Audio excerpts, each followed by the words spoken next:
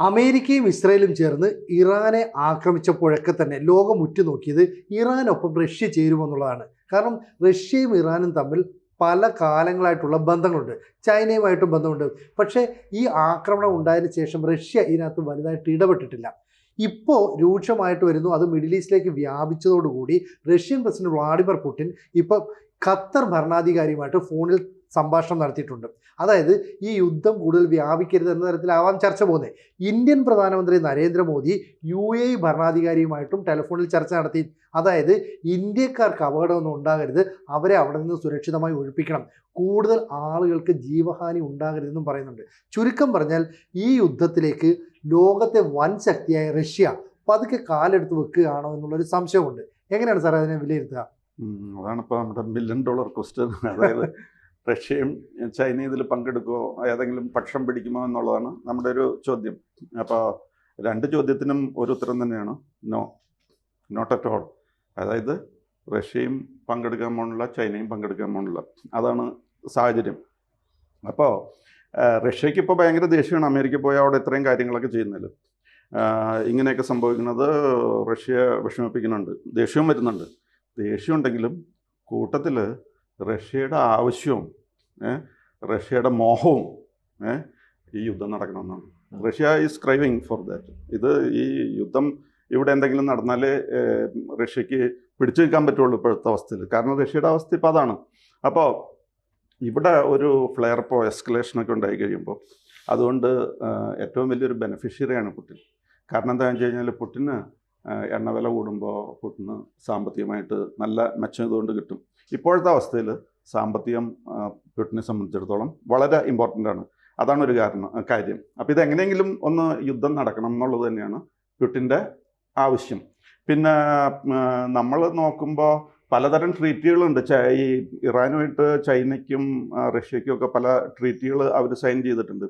ഒരെണ്ണം Shanghai corporation organisation എന്ന് പറഞ്ഞിട്ടുണ്ട്. പിന്നെ ബ്രിക്സ് ഉണ്ട്. അങ്ങനെ പലതും ഇവർ ഒപ്പിട്ട് വച്ചിട്ടുണ്ട്. പക്ഷേ ഇതൊക്കെ ഒരു ട്രേഡ് എഗ്രിമെൻ്റ് പോലെയാണ്. അല്ലാതെ ഒരു ഇതിൽ മ്യൂച്വൽ ഡിഫൻസ് ക്ലോസ് എന്ന് പറഞ്ഞൊരു ഏർപ്പാടുണ്ട്. ഇപ്പോൾ നെയ്റ്റോയുടെ അങ്ങനെയാണ്. നെയ്റ്റോയുടെ നിയമാവലിയിൽ ആർട്ടിക്കിൾ നമ്പർ 5 എന്ന് പറഞ്ഞു കഴിഞ്ഞാൽ ആരെങ്കിലും ഒരാളെ തൊട്ട് കഴിഞ്ഞാൽ ബാക്കി എല്ലാവരെയും ആക്രമിച്ചതായിട്ട് കണക്കാക്കി എല്ലാവരും കൂടി തിരിച്ച് ആക്രമിക്കും. അതേപോലെ ഇന്ത്യ റഷ്യ ട്രീറ്റി ഉണ്ടായിരുന്നത് ആ രീതിയിലാണ്. പിന്നെ വാർസോ പണ്ടുണ്ടായിരുന്നു, അപ്പോൾ അതൊക്കെ പോയി. അപ്പോൾ അതിലൊക്കെ എന്ന് പറഞ്ഞു കഴിഞ്ഞാൽ ആരെങ്കിലും ഒരാളെ ആക്രമിച്ചു കഴിഞ്ഞാൽ എല്ലാവരും കൂടി തിരിച്ചടിക്കുക, എല്ലാവർക്കും അടി കിട്ടിയതായിട്ട് കണക്കാക്കി തിരിച്ചടിക്കുക. പക്ഷേ ഇവിടെ അങ്ങനെ ഒരു ക്ലോസ് ഇല്ല. ഇതൊക്കെ ഒരു ട്രേഡ് എഗ്രിമെൻ്റ് പോലെയാണ്. അപ്പോൾ ഈ ട്രേഡ് കൊണ്ട് സാധനങ്ങൾ എന്തെങ്കിലും വാങ്ങിക്കണം, S-400 ഒക്കെ വേണമെങ്കിൽ പൈസ ഉണ്ടെങ്കിൽ വാങ്ങിച്ചോ കൊണ്ടുപോയിക്കോ, ദാറ്റ്സ് എ ഡിഫറെൻറ്റ് മാറ്റർ. യുദ്ധത്തിൽ പങ്കെടുക്കുക എന്നുള്ളത് പുടിൻ്റെ ഒരു ലൈനല്ല. അതുകൊണ്ട് അവർക്ക് ഒരു മെച്ചവുമില്ല. പിന്നെ വേറൊരു കാര്യം കൂടി നോക്കിയാൽ മതി. ഇപ്പോൾ ഈ ഇറാനുമായിട്ട് ഉള്ള അടുപ്പമുണ്ടല്ലോ, ഇതിൽ കൂടുതൽ അടുപ്പം ഉണ്ടായിരുന്ന പലരും ഉണ്ട്. ഇപ്പോൾ ഉദാഹരണത്തിന് സിറിയ, അവിടുത്തെ അസദ് ഫാമിലി 54 ഇയേഴ്സ് സിറിയ ഭരിച്ചവരാണ്. ഊണിലും ഉറക്കത്തിലും സന്തോഷത്തിലും സന്താപത്തിലും സമ്പത്തിലും ഒക്കെ ഒരുമിച്ച് നടന്നിരുന്നവരാണ്. ബഷർ അൽ അസദ് ഓടിപ്പോയി. റഷ്യ എന്ത് ചെയ്തു? ഒന്നും കാണാത്ത മട്ടൊക്കെ. അതേപോലെ മധുരമുള്ള ഹൃദയത്തിനോടും ഉടമയായ മധുറോ, വെനിസ്വേല, അദ്ദേഹത്തെ നമ്മുടെ സീതാദേവിയെ പുഷ്പവിമാനത്തിൽ കൊണ്ടുപോകണം തട്ടിക്കൊണ്ടുപോയി. റഷ്യ എന്ത് ചെയ്തു? റഷ്യയുടെ വളരെ അവർക്കും ട്രേഡ് അഗ്രിമെന്റ് ഉണ്ട്. റഷ്യ അത് കണ്ടമട്ട് കാണിച്ചില്ല. ഒരു പ്രശ്നത്തിനും. ചൈനയ്ക്ക് 80% ഓയിൽ കൊടുക്കുന്നതോ? അതെ. പിന്നെ അതുകൂടാതെ ഈ റഷ്യക്ക് വളരെ വേണ്ടപ്പെട്ട ഒരു സ്ഥലമാണ് നഗോർണോ കറാബാക്ക് എന്ന് പറഞ്ഞിട്ട് അസർബൈജാൻ്റെ സൈഡിലൊരു രാജ്യങ്ങൾ കിടപ്പുണ്ട്. അവിടുത്തെ അർമീനിയൻ ക്രിസ്ത്യൻസാണ് അവിടെ താമസിക്കുന്നത്. 1.5 ലക്ഷത്തോളം നൂറ്റാണ്ടുകളായിട്ട് അവിടെ താമസിക്കുന്നവരാണ്. പക്ഷേ അവിടെ ഈ റഷ്യ വീക്കായി കഴിഞ്ഞപ്പോൾ അസർബൈജാനും തുർക്കിയും കൂടി അവിടുത്തെ ക്രിസ്ത്യൻസിനെ എല്ലാവരെയും ഓടിച്ചവിടുന്നു. വേണമെങ്കിൽ മുസ്ലിമാക്കിയിട്ട് ഇവിടെ നിന്നോ, അല്ലെങ്കിൽ നിങ്ങളൊക്കെ പോയിക്കൊന്നും പറഞ്ഞുകൊണ്ട് 1.5 ലക്ഷം ആൾക്കാരെ ഓടിച്ചു. ചൈനയ്ക്ക് വളരെ വേണ്ടപ്പെട്ട സ്ഥലമാണ് ഈ പറയുന്നത്. പക്ഷേ റഷ്യക്ക്. പക്ഷേ റഷ്യ ഒന്നും ചെയ്തില്ല. അപ്പോൾ അതാണ് ഇപ്പോഴത്തെ റഷ്യയുടെ പോളിസി. പണ്ടൊരു കാലം ഉണ്ടായിരുന്നു, മണിക്കൂറുകൾ കൊണ്ട് പ്രശ്നം പരിഹരിക്കുമായിരുന്നു. 1956 ഹംഗറിയിലേക്ക് കയറി, 1968 ചെക്കോസ്ലോവാക്യയിലേക്ക് കയറി, മണിക്കൂറുകൾ കൊണ്ട് പ്രശ്നം പരിഹരിക്കുമായിരുന്നു. പക്ഷെ ഇപ്പോൾ അതല്ല റഷ്യയുടെ അവസ്ഥ. റഷ്യ യുക്രൈനിൽ കയറി, അപ്പോൾ പറഞ്ഞത് 2 മണിക്കൂറിനും 2 ആഴ്ചയ്ക്കും ഇടയിലുള്ള സമയം മതി ഞങ്ങൾ പ്രശ്നം. ഒന്നും സംഭവിച്ചിട്ടില്ല ഇതുവരെ. വർഷങ്ങൾ എത്ര കഴിഞ്ഞു. അപ്പോൾ റഷ്യയുടെ പോളിസി, പുടിൻ്റെ പോളിസി എന്ന് പറഞ്ഞു കഴിഞ്ഞാൽ ഇതിലൊന്നും കാര്യമായിട്ട് തലയിടാൻ പോകാതിരിക്കുക. ഈ ഇവരുമായിട്ട് ഇറാനുമായിട്ട് സ്നേഹമൊക്കെ ഉണ്ട്, കാര്യങ്ങളൊക്കെ നടക്കും. പിന്നെ അഭിപ്രായങ്ങൾ പറയും. യുദ്ധം ഒരു പ്രശ്നത്തിനും ഒരു പരിഹാരവുമല്ല, എല്ലാം നെഗോഷിയേഷൻസിലൂടെ, ചർച്ചയിലൂടെ പരിഹരിക്കണം എന്നൊക്കെ പറയും. പിന്നെ സ്നേഹമാണ് അഖിലസാര മൊഴിയിൽ എന്ന് പറയൂല, കാരണം മലയാളം അറിഞ്ഞോട്ടുള്ള ആളൊക്കെ. അല്ലെങ്കിൽ ഇങ്ങനത്തെ കുറച്ച് സ്റ്റേറ്റ്മെൻറ്റ്സ് മാത്രമേ പ്രതീക്ഷിക്കുന്നുള്ളൂ പുടിനിൽ നിന്ന്. പുടിൻ ഇതിന് വേണ്ടിയിട്ട് ഇടപെടാൻ പോകില്ല. അതേപോലെ തന്നെയാണ് ചൈനയുടെയും കേസ്. ചൈന അവിടെ ഇടപെടാതിരുന്നു കഴിഞ്ഞാൽ എന്താ വെച്ചെന്ന് കഴിഞ്ഞാൽ ഇറാൻ ഒന്ന് വീക്കായിട്ടിരിക്കണം. ഇറാൻ വീക്കായിരിക്കുമ്പോഴാണ് അവർക്ക് പെട്രോളും ഡീസലും ഒക്കെ നിസ്സാര വിലയ്ക്ക് കിട്ടും. ഡിപ്പെൻഡ് ചെയ്യണം. അതെ, ഇവർക്ക് എങ്ങനെ ഒരു ബലം വെച്ച് കഴിഞ്ഞാൽ ഇപ്പം അമേരിക്കയും ഇസ്രായേലിനെ അടിക്കാൻ പോണവർ, ഇവർക്ക് ബലം വെച്ച് കഴിഞ്ഞാൽ ഈ എണ്ണ അവർ വായത്തൊന്ന് റേറ്റ് പറയും. അപ്പോൾ ചൈനയെ സംബന്ധിച്ചിടത്തോളം ഇവരിങ്ങനെ കിടക്കുന്നതാണ് ആവശ്യം. അതുകൊണ്ട് ചൈനയും റഷ്യയും കുറച്ച് സ്റ്റേറ്റ്മെന്റ്സ്, അതെ, എന്നിട്ട് ആയുധം വെക്കുന്ന ആയുധം കൊടുക്കും, എന്തെങ്കിലുമൊക്കെ.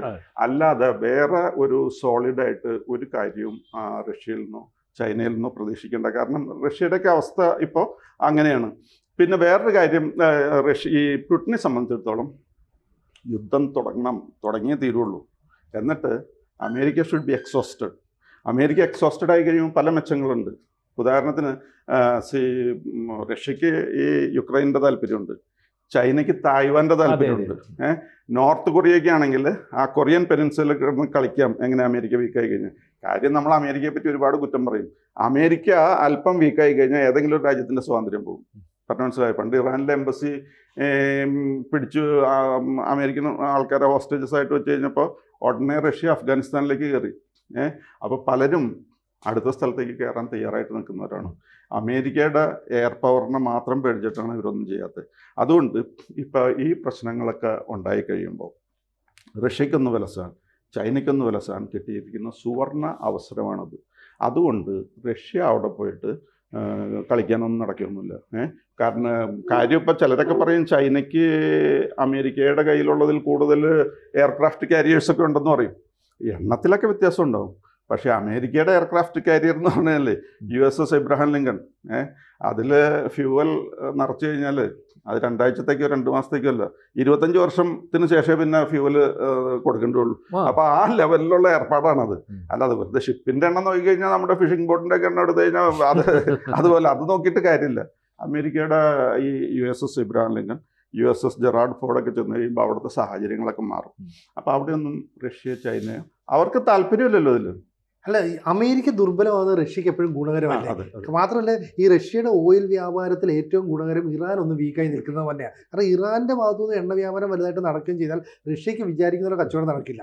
പിന്നെ ഈ അമേരിക്കയും റഷ്യയും തമ്മിൽ ഇത്ര വിരോധമാണെങ്കിലും രണ്ട് രാജ്യങ്ങളും ഫേസ് ടു ഫേസ് ഏറ്റുമുട്ടാൻ തയ്യാറാകില്ല. കാരണം റഷ്യയുടെ പവർ എത്രയാണെന്ന് അമേരിക്കയ്ക്കും അറിയാം, അമേരിക്കയുടെ പവർ എത്രയാണെന്ന് റഷ്യയ്ക്കും അറിയാം. ഇവിടെ അമേരിക്ക ഒരു പരിധിക്കപ്പുറത്തേക്ക് മറ്റു രാജ്യത്തെ സഹായിച്ചാൽ ഇപ്പോൾ ഈ ഇസ്രായേലുമായിട്ടുള്ള യുദ്ധത്തിൽ അവർ സാമ്പത്തികമായിട്ട് കുറച്ച് നഷ്ടങ്ങളുണ്ടാകും. ഇപ്പോൾ അവരുടെ ആയുധങ്ങൾ എണ്ണം കുറയും. ഇപ്പം 3 വിമാനങ്ങൾ തകർന്നു പോയി എന്നാണ് പറയുന്നത്.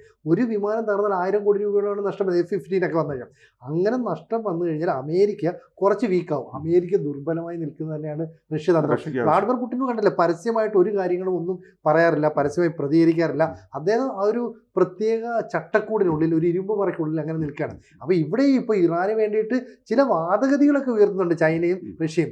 ഇപ്പം ഇറാൻ ഉപയോഗിച്ചിരിക്കുന്ന വ്യോമ പ്രതിരോധ സംവിധാനങ്ങളാണ് ചൈനീസ് നിർമ്മിതമാണെന്ന് പറയുന്നു. അതിന് വേണ്ടത്ര ഗുണമേന്മയില്ല. ഒരു പക്ഷേ ചൈന നിർമ്മിച്ചിട്ട് അത് പരീക്ഷണാടിസ്ഥാനത്തിൽ കൊടുക്കുന്നത് ഇറാനെ പോലുള്ള രാജ്യത്തിനായിരിക്കും. അപ്പോൾ റഷ്യയുടെ ഇടപെടൽ ഉടനുണ്ടാകും എന്നുള്ള ആശങ്ക അതിൽ യാതൊരു അടിസ്ഥാനമില്ലെന്നാണ് സാധാ പറഞ്ഞു വെക്കുന്നത് അല്ലേ? അല്ല, ഇതിനകത്ത് ഇദ്ദേഹം പറഞ്ഞതുപോലെ ജിയോ പൊളിറ്റിക്സിനകത്ത് ലോകം ഈ യുദ്ധത്തിനകത്ത് ഉറ്റുനോക്കുന്ന ഒരു കാര്യമല്ല. ലോകമഹായുദ്ധമാകുമോ, 2 ചേരിയാകുമോ, അല്ലെങ്കിൽ അമേരിക്കയും ഇസ്രയേലും ഒരു സൈഡിൽ ഇടപെടുമ്പോൾ ഇപ്പുറത്തെ ചൈനയും ഒരുപക്ഷെ റഷ്യയും രണ്ടുമാണല്ലോ. പിന്നെ ഇന്ത്യയുടെ അഭിപ്രായം ഇന്ത്യൻ പ്രധാനമന്ത്രി പറഞ്ഞു കഴിഞ്ഞു വളരെ സ്പഷ്ടമായിട്ട്. അല്ലെങ്കിൽ ഇവിടെ എല്ലാവരും കിടന്ന് പറഞ്ഞപ്പോൾ, അല്ലെങ്കിൽ കേരളത്തിലാണല്ലോ നമ്മുടെ ഏറ്റവും കൂടുതൽ പ്രകടനം നടക്കുന്നത് മോദിക്കെതിരെ. മോദി കഴിഞ്ഞ ദിവസം ഇസ്രയേലിൽ പോയി അവിടെ ഈ ട്രീറ്റിയൊക്കെ അല്ലെങ്കിൽ ഒപ്പിട്ടിട്ട് തിരിച്ചു വന്നപ്പോൾ ഇവിടെ വലിയ പ്രശ്നമായിരുന്നു. അത് കഴിഞ്ഞു അതിന് ശേഷമാണല്ലോ അടിച്ചത്. ഇയാളപ്പം ചെന്നിട്ടല്ലേ ഈ ക്രൂരനായ പിശാചിൻ്റെ അടുത്തല്ലേ ചെന്നതെന്നൊക്കെ പറഞ്ഞു. ഇന്നലെ മോദി പറഞ്ഞു, ഞാൻ ഇവിടെ ഹമാസിനെതിരാണ്, തീവ്രവാദത്തിന് അല്ലെങ്കിൽ ഭീകരവാദത്തിനെതിരാണ്. ആ രീതിയിലുള്ള കാഴ്ചപ്പാടും അല്ലെങ്കിൽ അതിനെ പ്രോത്സാഹിപ്പിക്കുന്ന ഒരു തരത്തിലുള്ള നിലപാടും ഇന്ത്യയുടെ ഭാഗത്തുനിന്ന് ഉണ്ടാകത്തില്ല. രണ്ടാമത് ഏറ്റവും ലോകത്തെ ഞെട്ടിച്ചെന്ന് ആരും ഇപ്പം ആർക്കും പക്ഷം പിടിക്കുന്ന ഒരു അവസ്ഥയില്ലല്ലോ. ഇന്ത്യൻ പ്രധാനമന്ത്രി പറഞ്ഞ UAEക്ക് പിന്തുണ, ബാക്കിയുള്ളവനൊന്നും പിന്തുണയില്ല എന്ന് വെച്ച് കഴിഞ്ഞാൽ ബാക്കിയുള്ളവൻ പിന്തുണ ഇല്ലെന്ന് പറഞ്ഞാൽ ബാക്കിയുള്ളവനെല്ലാം ഈ പറഞ്ഞ കുവൈറ്റ് ആയാലും മറ്റ് GCC രാജ്യങ്ങൾ എവിടെ നോക്കിയാലും ഏതെങ്കിലും ഒരുത്തിന് കീഴിൽ കൂടെ പൈസ കൊടുക്കുന്ന സംവിധാനമാണല്ലോ. അപ്പം അത് തന്നെയാണ് നമ്മുടെ നിലപാട്. അപ്പം ഈ നിലപാട്, ഇന്ത്യയുടെ ഈ നിലപാട് വന്നു കഴിയുമ്പോൾ എല്ലാവരും നമ്മൾ പറയുമ്പം കളിയാക്കും. ഇന്ത്യ ആരാ, ഇന്ത്യയുടെ ഈ നിലപാട് വന്നു കഴിയുമ്പോൾ റഷ്യയെ ഒന്ന് അറയ്ക്കും. അല്ലെങ്കിൽ ലോകത്താരുടെ അഭിപ്രായത്തിനും വില കൊടുക്കാത്ത പുടിൻ ഇന്ത്യൻ പ്രധാനമന്ത്രി പറഞ്ഞതിനകത്ത് ഒരു ഇത് കൊടുക്കും. പിന്നെ ചൈനയുടെ കാര്യം എന്ന് പറഞ്ഞാൽ, ചൈന നമുക്കറിയാലോ കച്ചവടക്കാരനാണ്. അവൻ്റെ രാജ്യത്തോട്ട് ഒരു മിസൈൽ വരുന്ന ഒരു പണിക്കും അവൻ നിൽക്കത്തില്ല. അവൻ ഈ കാര്യമൊക്കെ പറയും, ശരിയല്ല എന്നൊക്കെ പറയും. ഇദ്ദേഹം പറഞ്ഞതുപോലെ ശരിയല്ല എന്നൊക്കെ പറയും. ഇതിൻ്റെ ഇടയ്ക്ക് കൂടെ ഈ സിനു പറഞ്ഞതുപോലെ കൊള്ളാത്ത ഏതെങ്കിലും മിസൈലോ പ്രതിരോധ സംവിധാനമോ ഒക്കെ കൊടുക്കും. ഇത് മേടിച്ചിട്ടുള്ളവനെല്ലാം അനുഭവിച്ചിട്ടുള്ളതേ ഉള്ളൂ. കാരണം ഇതൊന്നും തടയുന്നില്ലല്ലോ. പാകിസ്ഥാൻ അനുഭവിച്ചാൽ സിന്ധൂർ സമയത്ത്. അപ്പോൾ ഏതായാലും ഇപ്പോഴത്തെ അവസ്ഥയിൽ ഇറാൻ അവിടെ കിടന്ന് അടിക്കുക അല്ലാതെ നിവർത്തിയില്ല. അതായത് അമേരിക്കയുടെ അല്ലെങ്കിൽ ഇസ്രായേലിൻ്റെ താല്പര്യം അവിടെ നടപ്പാക്കിയിട്ട് റെസ്യൂം ചേഞ്ച് ആണ് ഉദ്ദേശിച്ചത്. അപ്പം നമ്മൾ പറഞ്ഞില്ലേ, നമ്മൾ വിചാരിച്ച് ഖമേനിയാണ് ഏറ്റവും വലിയ അപകടകാരി. ഖമേനി പോയി കഴിഞ്ഞപ്പോൾ അതിനെക്കാട്ടി വലിയ അപകടകാരി. ഇപ്പം രണ്ടാമത്തവനെ തീർത്തെന്ന് പറയുന്നു, വ്യക്തത അല്ലെങ്കിൽ റിപ്പോർട്ട് വന്നിട്ടില്ല. അപ്പം ഞാൻ പറഞ്ഞത്, ഈ ഇസ്രായേലിനൊരു ശൈലിയുണ്ട് യുദ്ധത്തിന്. അവര് എല്ലാം അടുക്കും ചിട്ടായിട്ട് നടന്നു പോലെ നമുക്ക് അതുകൊണ്ട് ഭയങ്കര. ഇപ്പൊ ഖമേനി അവിടെ വട്ടം നിന്ന് അയാളെ സഹായിച്ച മൊത്തം ആൾക്കാർ നിന്ന്. ഇനി സെക്കൻഡ് ലെയർ അവർ നോക്കും, ആരാണ് നിങ്ങൾ പ്രഖ്യാപിക്കുന്നത്, അപ്പൊ അവനെ കാച്ചുന്നു. ഇത് തന്നെയായിരുന്നല്ലോ ഹിസ്ബുള്ളയുടെ കാര്യത്തിൽ, ഹമാസിന്റെ കാര്യത്തിലും ഒക്കെ തന്നെ. ഇപ്പൊ തന്നെ ഹിസ്ബുള്ള വീണ്ടും ഇറങ്ങി അവന്റെ തലവനെ കാച്ചു. അപ്പം ഇത് എതിരെ നിന്ന് യുദ്ധം ചെയ്യുന്നവനെ അവന് തീരുമാനിക്കാൻ പറ്റുന്ന ഒരവസ്ഥയിൽ എങ്ങനെ ചെയ്യണം, അല്ലെങ്കിൽ തീരുമാനിച്ച് നിൽക്കുന്നവൻ ഭൂമുഖത്തുണ്ടാവുന്നില്ല, അല്ലെങ്കിൽ അപ്പോൾ വളരെ കൃത്യമായിട്ട് വ്യക്തമായിട്ട് ടാർഗറ്റ് ചെയ്തിട്ടാണ് ഒരു യുദ്ധം ചെയ്യുന്നത്. കാരണം അവർക്ക് ഈ എല്ലാത്തിനകത്തും ഒരു ഉദ്ദേശമുണ്ട്. അതവരപ്പം ഉദ്ദേശമില്ലാതെ ഇപ്പം നമ്മൾ പറയത്തില്ല എന്തും പറ്റെന്ന് പറഞ്ഞ് വാലി വരിച്ചെറിയുന്ന ഒരു കണ്ണുകൊട്ടൻ അടിക്കുന്ന അടിയായപ്പോൾ ഇറാൻ അടിക്കുന്നത്, അത് എത്ര ദിവസം നിൽക്കുമെന്ന് അറിയത്തില്ല, നിൽക്കാൻ സാധ്യതയില്ല. ഇപ്പം നമ്മൾ ഇറാൻ്റെ ഈ നിലപാട് കാണുമ്പോൾ അമേരിക്കയും ഇസ്രായേലും ചെയ്തത് ശരിയാണോ എന്ന് നമ്മൾ വിചാരിക്കേണ്ടി വരും. ഇസ്രായേൽ ഇത് ചെയ്യാൻ നിവർത്തിയില്ലായിരുന്നു എന്ന് നമുക്ക് വിചാരിക്കേണ്ടി വരും. കൂടുതൽ വാർത്തകളും വിശേഷങ്ങളും നിങ്ങളിലേക്ക് എത്താൻ ABC മലയാളം സബ്സ്ക്രൈബ് ചെയ്യുക, ബെൽബട്ടനും അമർത്തുക.